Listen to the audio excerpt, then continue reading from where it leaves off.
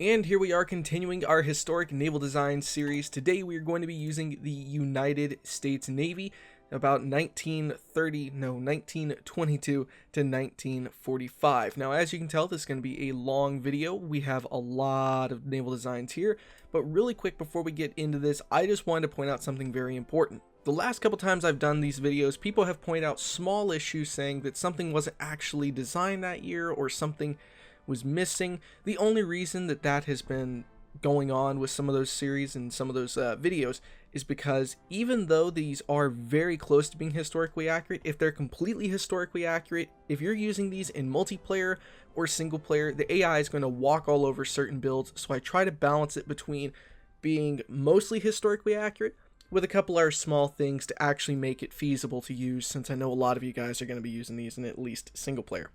So for the very first ship we're going to be going over is the S-Class submarine. Now the S-Class submarine, I could not find too much information about the exact engine it had. However, it did have 4 torpedoes in the front. It did not have any aft torpedoes, which is also back torpedoes. This is the aft over here, also known as the back. But it had 4 front torpedoes, and I could not find much information about the engine it used, but that one is accurate. Next, we have the Porpoise class, I believe is the way it's pronounced. The Porpoise class had 8 torpedo tubes. It had 6 in the bow and 2 in the stern, which is why in the back we have a level 1 torpedo launcher, and then in the front we have a level 3 torpedo launcher, because that actually has 6 torpedoes, which is close as we're going to get to actually being accurate in that. Well, actually this is accurate.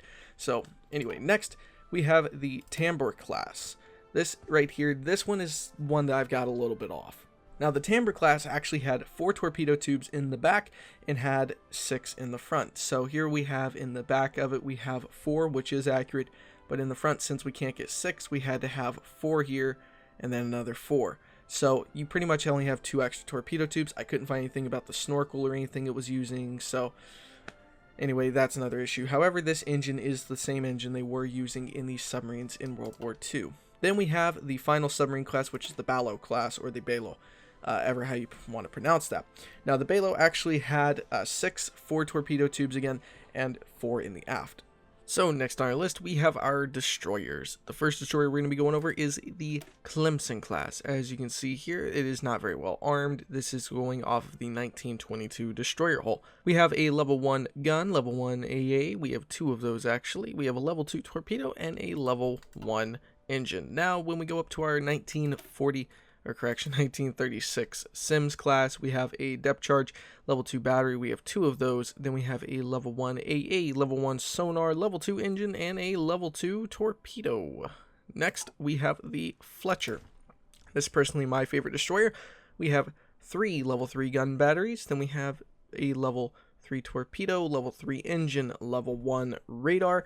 Then we have a level 2 sonar, along with a level 2 depth charge and 1 AA. Now, one thing really quick, these did not actually have this radar available yet until the Allen M. Summer class. The Allen M. Summer class, here we have 3 level 4 guns, a single level 3 AA, 2 level 3 torpedoes, level 4 depth charge, level 2 radar, level 4 engine, and a level 2 sonar, and a level 3 AA.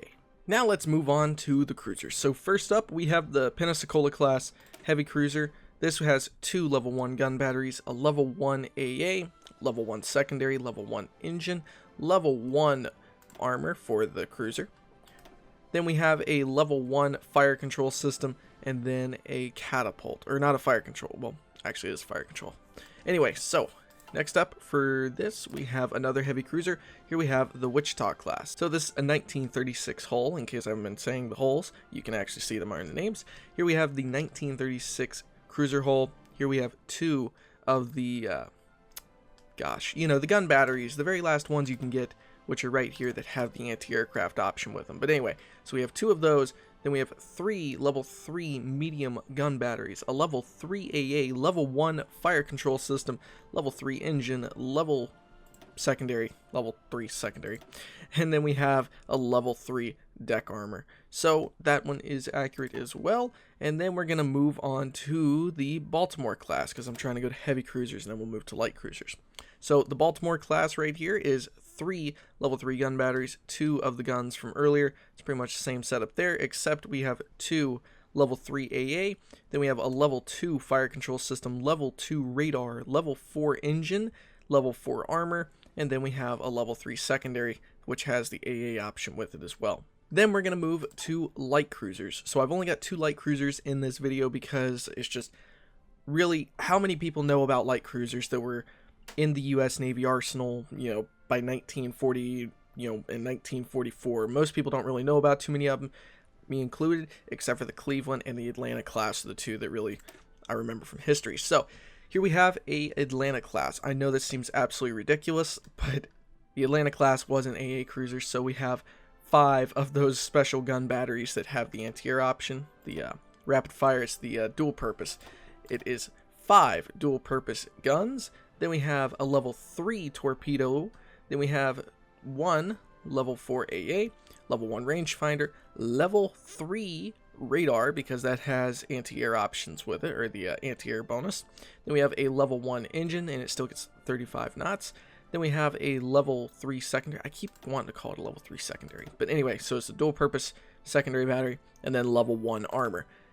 If I were you, I would actually probably throw a level 2 or level 3 armor on this if you're going to play in multiplayer and actually use this as an anti-air cruiser, because it is going to go into battle regardless if you want it to stay back or not. So maybe you should just put level 2 or level 3 armor on it if you're going to use this in multiplayer. Next we have the Cleveland class, which is the last light cruiser. Then we have 3 level 3 light cruiser batteries on it, level 3 armor. Then we have a dual purpose secondary. Then we have 2 of the dual purpose, anti-air cannon. I don't know why I keep messing up those names. But anyway, then we have a level 3 AA, 2 of those. Then a level 3 radar, level 3 engine, level 3 armor, and a level 2 rangefinder. I don't know why I keep messing those up.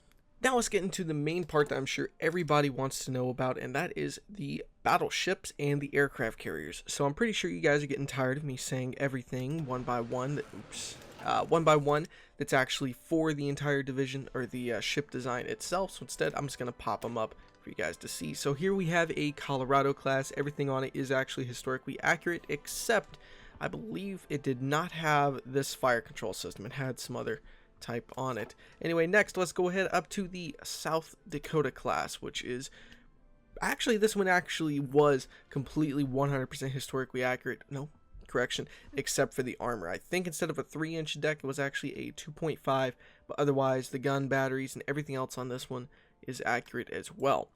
Next we have my personal favorite, well, second favorite, and that is the North Carolina class. Again, this one is totally historically accurate aside from the radar. The only reason I have the extra radar on here is because it does give a bonus to anti-air attack, and we do have AA on here to go up against enemy planes and stuff. Oh, and this is all battleship armor as well, in case somebody wants to know. Finally, for the battleships, we have the Iowa class. This one was pumped out towards the end of the war, did see action a few times, and yes, even though this has a ridiculous 15,000 production cost, this is the ultimate battleship for the United States player, and this is historically accurate. Then finally, let's move on to the main thing that I'm sure everybody wants to know about, and that is aircraft carriers. For our first carrier, we have an escort carrier, which is a Bogue class. Now, some people are going to wonder why I don't have a second hangar space on here instead of hangar spaces I've added armor.